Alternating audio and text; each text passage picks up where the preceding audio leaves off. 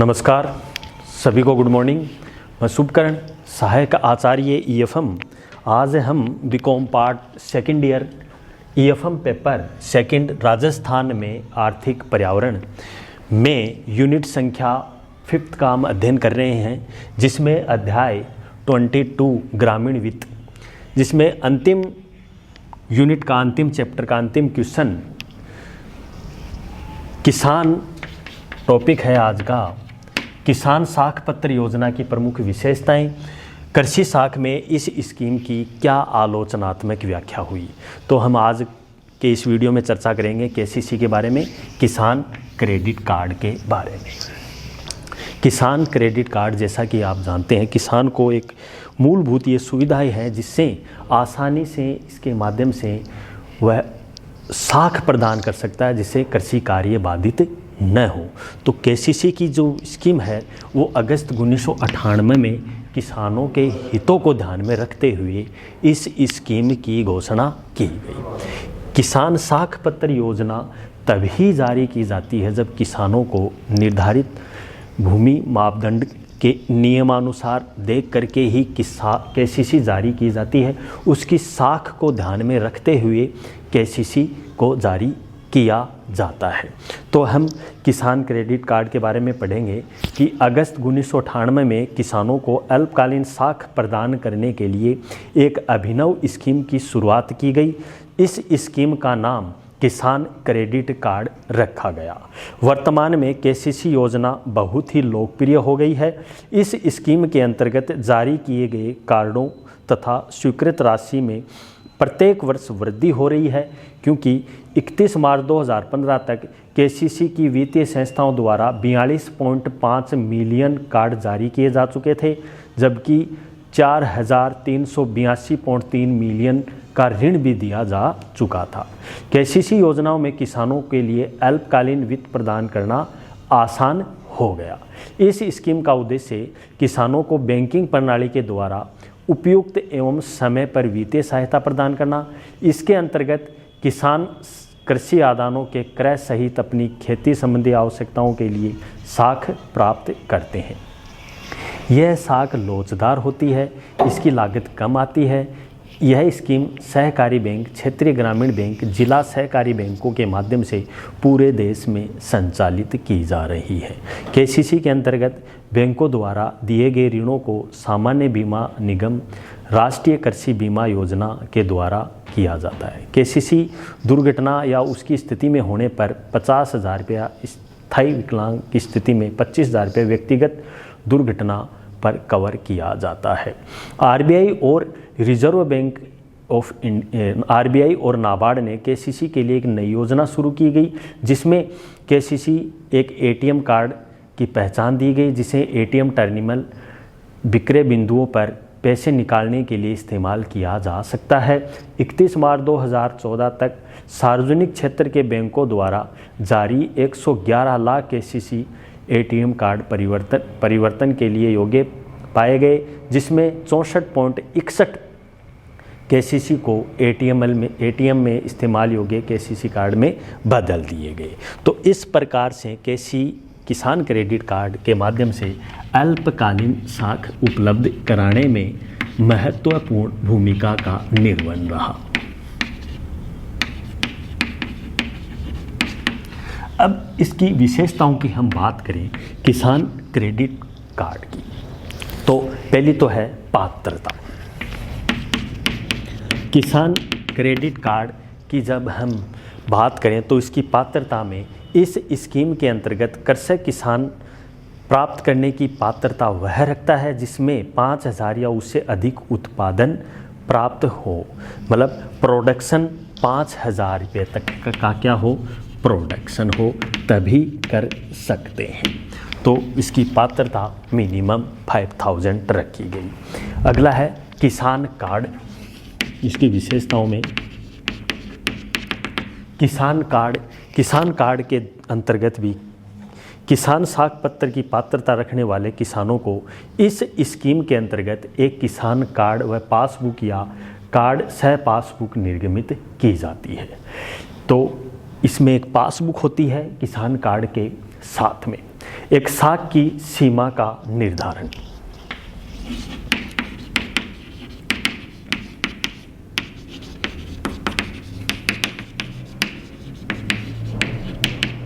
साख की सीमा का निर्धारण भी किया जाता है, जिसमें प्रत्येक किसान क्रेडिट कार्ड धारक के लिए साख सीमा निर्धारित की जाती है। इस कार्ड के द्वारा केसीसी साख की सीमा निर्धारित करते समय अनेक बातों को ध्यान में रखा जाता है, जैसे किसान की संपूर्ण वर्ष की साख संबंधी आवश्यकता, कृषि उत्पादकता की संपूर्ण वर्ष साख संबंधी आवश्यकता, कृषि उत्पादन के लिए सहायक क्रियाओं से संबंधित वित्तीय आवश्यकता, किसान की भूमि का आकार व सिंचाई की सुविधा को शामिल किया गया है। किसान क्रेडिट कार्ड की अवधि, किसान क्रेडिट कार्ड की अवधि को 3 वर्ष किया गया। केसीसी की अवधि, केसीसी की अवधि को 3 वर्ष के लिए किया गया। उसके बाद में नवीनीकरण किया जा सकता है, तो प्रत्येक वर्ष इसका नवीनीकरण करना होता है। इस कार्ड के द्वारा प्राप्त साख को 1 वर्ष की अवधि में वापस चुकाना होता है। अगला है साख की राशि एवं उसका आहरण।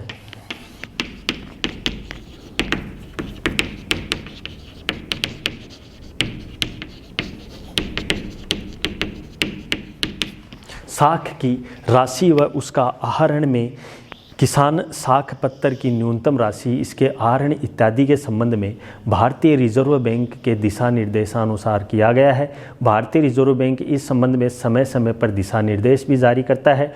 किसान क्रेडिट कार्ड के द्वारा न्यूनतम साख राशि निर्धारित होती है। प्राय किसान की हैसियत उसकी आवश्यकताओं को ध्यान में रखते हुए किसान साख पत्र धारकों में अनेक वर्गों में रखा गया है। किसान साख पत्र के अंतर्गत स्वीकृत साख का संबंधित किसान अपनी आवश्यकता अनुसार अलग अलग किस्तों में भी आहरित कर सकता है। तो इस कार्ड को धारक चक्रीय नगद योजना, रिवॉल्विंग कैश क्रेडिट की सुविधा भी प्राप्त होती है, जिसमें चेक के द्वारा आहरण प्रस्तुत करना हो सकता है। अगला है किसान साख पत्र के निर्गमन की प्रक्रिया। केसीसी की निर्गमन की प्रक्रिया। किसान साख पत्र के निर्गमन की प्रक्रिया में जो किसान केसीसी की सुविधा प्राप्त करना चाहता है, उसे निर्धारित प्रपत्र में बैंक को इस हेतु आवेदन करना होता है। आवेदन पत्र के साथ अपनी ज़मीन की जमाबंदी, गिरदावरी, स्वयं की फ़ोटो और ज़मीन का नक्शा प्रस्तुत करना होता है। आवेदन पत्र की जांच और समस्त औपचारिकताओं का पालन होने के बाद ही बैंक कर्मचारी अधिकारी किसान की ज़मीन का मौका मुआवजा करते हैं। इसी तरह जांच के बाद पूर्णतः आश्वस्त होने पर ही बैंक प्रबंधक किसान को क्रेडिट कार्ड जारी करने का निर्णय लेता है तथा केसीसी जारी कर दिया जाता है। तो किसान क्रेडिट कार्ड का किस प्रकार का प्रारूप होता है? केसीसी का प्रारूप।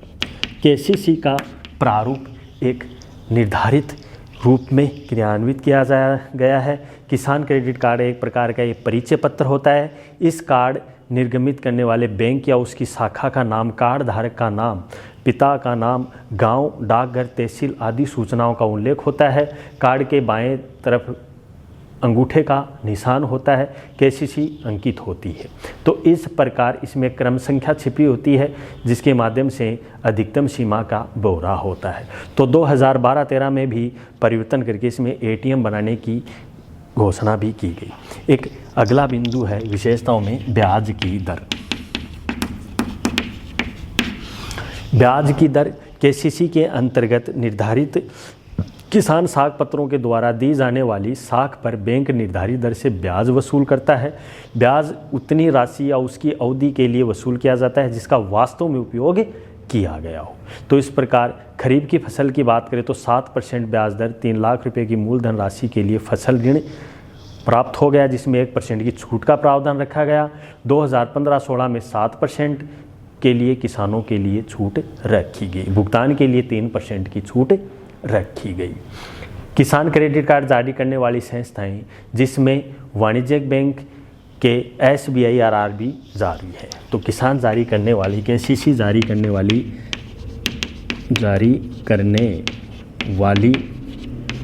संस्थाएं, जिसमें SBI और RRBS है, क्षेत्रीय ग्रामीण बैंक के द्वारा किया जाता है। दुर्घटना बीमा किसान साख पत्र योजना को व्यक्तिगत दुर्घटना बीमा की सुविधा उपलब्ध करवाएगी, जिसमें मृत्यु की स्थिति में 50,000 रुपये व्यक्तिगत बीमा, स्थायी विकलांगता पर 25,000 का प्रावधान रखा गया। तो ये दुर्घटना बीमा है।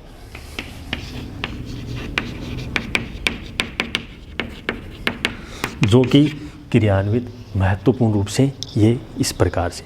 अन्य विशेषताओं की हम बात करें तो बैंक विवेकानुसार भी साख पत्र की उपसीमा को निर्धारित कर सकता है और उसकी प्रावधान भी, अनेक प्रकार के प्रावधान भी लागू कर सकता है। तो अब हम बात करें इसके किसान साख पत्र योजना के मूल्यांकन की। तो किसान साख पत्र योजना का रूप शुरू करने की अभिनव स्कीम है। न केवल किसानों को लाभ पहुंचा है, जबकि बैंकों को भी लाभ हुआ है। इस स्कीम के माध्यम से बैंकों के पास तरल कोषों की अर्थव्यवस्था के विकास के लिए भी उपयोग हुआ है। किसानों तथा बैंकों में इस योजना का व्यापक भी स्वीकार किया गया है। किसानों को समय पर पर्याप्त मात्रा में साख उपलब्ध होने लगी है। KCC के माध्यम से आसानी से ऋण प्रक्रिया सही रही है, किसी प्रकार की कोई प्रोसेसिंग फीस नहीं है। अभी हम बात करें इसकी बाधाओं की। किसान क्रेडिट कार्ड की अनेक प्रकार की बाधाएं हैं, जिसमें प्रथम बात करें, बैंक प्रबंधक या कर्मचारियों की मानसिकता यथायथ परिवर्तन नहीं आ सकता। कुछ बैंक शाखाओं के प्रबंध अधिकारी किसान क्रेडिट कार्ड के अनावश्यक चक्कर लगवाते हैं, ये समस्या है। दूर दराज रहने वाले गाँवों में किसान अभी जानकारी नहीं है, जिसमें अज्ञानता का अभाव है। तो एक तो किसी भी प्रकार अधिकारी इसकी आलोचना बात करें कठिनाई की, अनावश्यक चक्कर बैंकों की, एक लोगों में जागरूकता का भाव, क्योंकि दूर दराज रहने वाले व्यक्ति किसान वर्ग जो हैं उनको पूर्ण जागरूक नहीं होते हैं, जिनको इस लाभ नहीं मिल पाता है। भारतीय रिजर्व बैंक के दिशा निर्देशानुसार बैंक ही पालन नहीं कर पाते हैं। KCC पर ब्याज दरों की अधिकतम सीमा में भी भिन्नता पाई जाती है। प्रारंभ में बटाईदार कृषकों के लिए KCC योजना के अंतर्गत ऋण की सुविधा उपलब्ध नहीं थी। कुछ बैंकों के द्वारा KCC जारी करने पर महंगी दर से सेवा शुल्क भी वसूल किया गया है।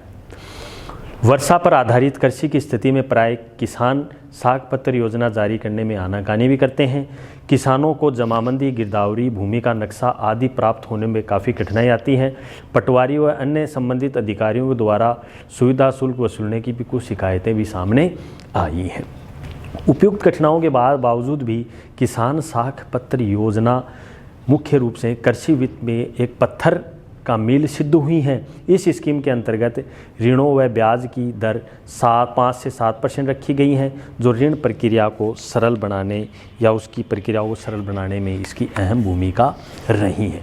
तो इस प्रकार हम आज इस किसान साख पत्र योजना की कौन कौन सी विशेषताएं हैं और इसकी स्कीम की क्या आलोचनात्मक व्याख्याएं हैं, इसकी हमने आज इस वीडियो के माध्यम से हमने अध्ययन किया, क्योंकि यह आपके एग्ज़ाम की दृष्टि से भी बहुत इम्पोर्टेंट क्वेश्चन है। कई बार टिप्पणी या ऐसे विस्तृत रूप से भी 20 मार्क्स के रूप में ये प्रश्न आपके एग्ज़ाम में पूछ लेते हैं। तो हम इस प्रकार से किसान साख पत्र योजना, जो कि किसानों को मूलभूत सुविधाएं उपलब्ध हो पाती हैं, जिसमें अल्पकालीन साख सही तरीके से क्रियान्वित हो पाती है। तो किसान साख पत्र योजना की मूलभूत ये विशेषताएं हैं, जिसमें पात्रता 5,000 प्रोडक्शन, किसान क्रेडिट कार्ड कब दिया जाए, क्या किसान क्रेडिट कार्ड की सीमा का निर्धारण किस प्रकार से किया जाता है और KCC की अवधि कितने वर्ष की है, साख की राशि व उसका आहरण, KCC की निर्गमन की प्रक्रिया कैसी है और KCC का प्रारूप कैसा है, और ब्याज दर, KCC जारी करने वाली संस्थाएं और दुर्घटना बीमा और अन्य विशेषताओं के बारे में हमने आज इस वीडियो के माध्यम से चर्चा की। उसकी आलोचनात्मक बात व्याख्या करें तो KCC वाकई में कारगर सिद्ध हुई है, व्यक्तिगत किसानों के लिए नहीं बल्कि बैंकों को भी।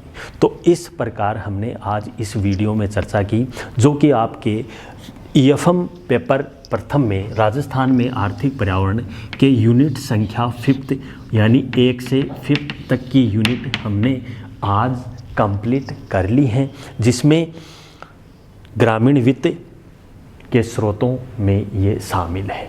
तो इस प्रकार जितने भी राजस्थान में आर्थिक पर्यावरण से संबंधित वीडियोज़ हैं, उनकी PDF हैं, आप उनको अच्छे से अध्ययन करें, जिससे आसानी से आपके जो भी इम्पोर्टेंट क्वेश्चन होंगे वो आपको हम वीडियो के माध्यम से या PDF के माध्यम से आपको डिलीवर करेंगे, जिससे आपको एग्ज़ाम में अच्छे से अच्छे मार्क्स आपके आ सकें। तो हम आज अंतिम वीडियो में राजस्थान में आर्थिक पर्यावरण के बारे में हमने चर्चा की, जिसमें 1 से 5 यूनिट के बारे में हमने पिछले वीडियो के माध्यम से हमने चर्चा के लिए। आज अंतिम वीडियो था अपना ग्रामीण वित्त का। ये आपका सिलेबस 100% कंप्लीट हो चुका है, जिसमें EFM पेपर प्रथम में राजस्थान में आर्थिक पर्यावरण विषय का। बहुत ही बहुत धन्यवाद। Thank you very much.